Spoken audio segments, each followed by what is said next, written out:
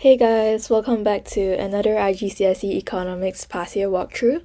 Today we'll be doing Section A of the May-June 2019 Paper 2-2. Okay, so you guys can pause the video to read this case study about the Premium Friday scheme in Japan, and I'll get right into the questions.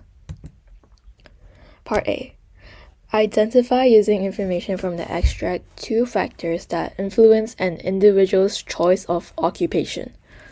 For this question, you have to identify two factors that influence an individual's choice of occupation, and you can use information from the extract. Okay, so there are four possible answers that you can come up with after reading through the passage. And I think the first two are relatively straightforward, but for job security and holidays, it may require a bit of inference or tweaking from the passage. So this is where you can find the first 2 points. And for the last 2 points, you can find it here. So the average Japanese worker only takes half of their paid holidays. So this means that how many days of holiday the workers get is also a point of consideration for their occupation choice. And job security is obviously an important point when choosing a job because you would want to be able to keep the job for a long period of time so that you have financial security. Okay, so since the question is only 2 marks, as long as you wrote 2 of these points, it's enough. So any 2 points. Okay, moving on, part B. Explain using information from the extract an opportunity cost of working. First, you need to state the opportunity cost of working, and it could be the holidays or leisure time that you could have gotten, because the time you spent working could have been your resting time. Or it could also be the time you could have used to raise a child or look after an elderly relative, because instead of working you could have done these two. So you just need to state one of these 4 reasons and you'll get 1 mark, and the next mark will be the definition of opportunity cost, which is the cost of giving up the next best choice. Okay, so the 4 points for the first mark can be found here. Part C. Calculate using information from the extract the number of Japanese workers who left work early on Premium Friday in February 2017. As we can see from the case study, only 4% of Japanese workers left early. And we are also given the information that only 2 million out of the labor force of 66 million are unemployed, which means that 64 million people are employed. And only 4 of these 64 million people left work early. So we take 4% of 64 million, and remember that millions have 6 zeros, and you will be getting 2.56 million people. Part D. Explain using information from the extract why the size of Japan's population has fallen in recent years. So from the extract, we can identify that one of the reasons for Japan's falling population is because their birth rate is falling at a faster rate than their death rate. And a fall in birth rate will mean that fewer children are born, and this may be due to more women working. And a fall in death rate means that people are living longer. So there will be a natural decrease in the population because more people are dying than the new babies that are born. So yeah, that's it for this question. Part E. Analyze using figure 1.1 the relationship between the average hours worked and productivity. So for analyze questions, you can follow a certain format, which you can find in the tips section here. Or if you want more detailed explanations, you can check out our tips and tricks video for IGCSE Economics Paper 2 specifically. Okay, so we can look back at the case study and figure 1.1, which will give us an idea on how to answer this question. We're finding the relationship between the average hours worked and productivity. So it's easier to find the highest and lowest for these kinds of questions. So if we look at France and Germany, they have the lowest average hours worked compared to all the other countries.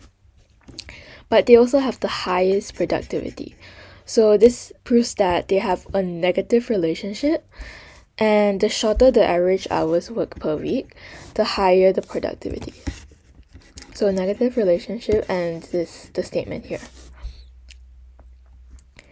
And then we can use France and Germany as examples, and we have to explain why they have a negative relationship.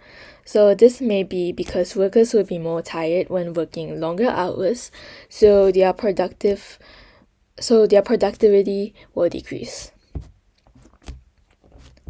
And after this, we can include an exception for the relationship, and we can look at South Korea, which has the highest average working hour than they have the higher average working hour than Russia, but also higher productivity than Russia.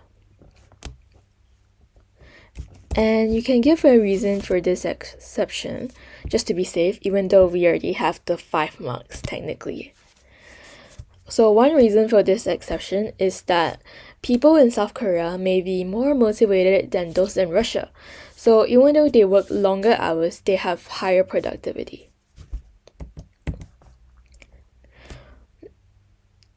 Part F. Discuss whether or not a cut in income tax would stop deflation.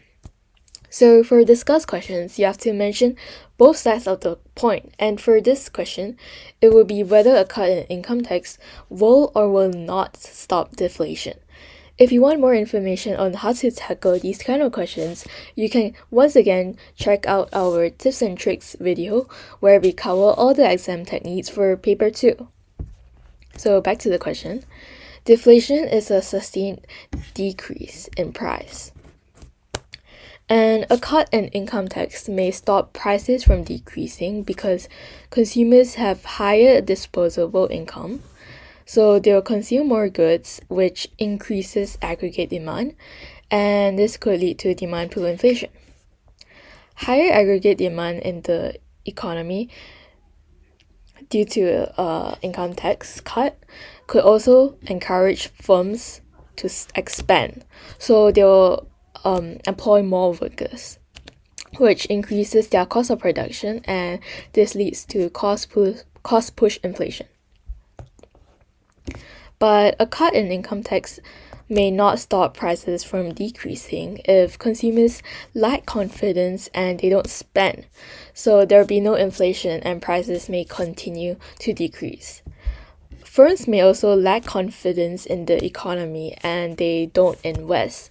So if they don't invest, there will be a lack of aggregate demand, which causes price to fall. And due to an income tax cut, the government's revenue may also fall. So this will lower their spending and aggregate demand will not increase. So this also leads to a price fall. Okay, part G. Explain using information from the extract why wage rises have been low in Japan.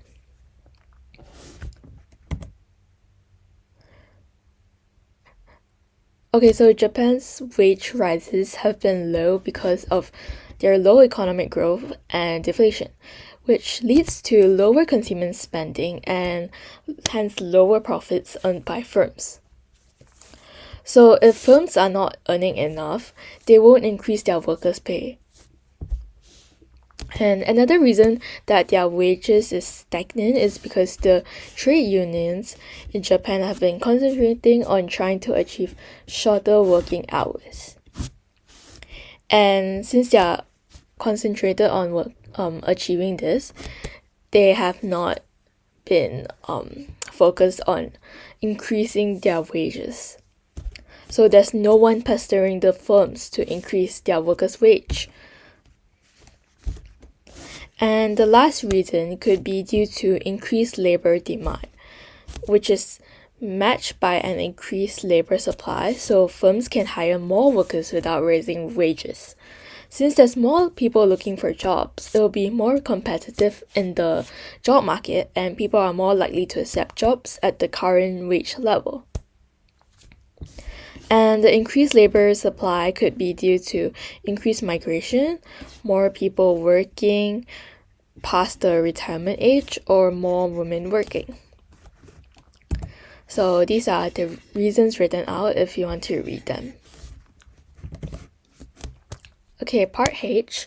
Discuss whether or not Japan will benefit from employing more migrant workers. Once again, we have to discuss both sides of the question, whether Japan will or will not benefit from employing more migrant workers. First of all, they may benefit from employing more migrant workers because this will increase their size of labor force, which increases the productive capacity of the economy. And this will obviously affect their economy positively.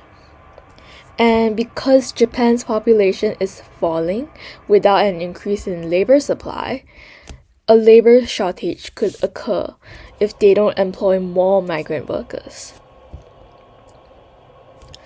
Migrant workers may also be more skilled, which increases the economy's productivity.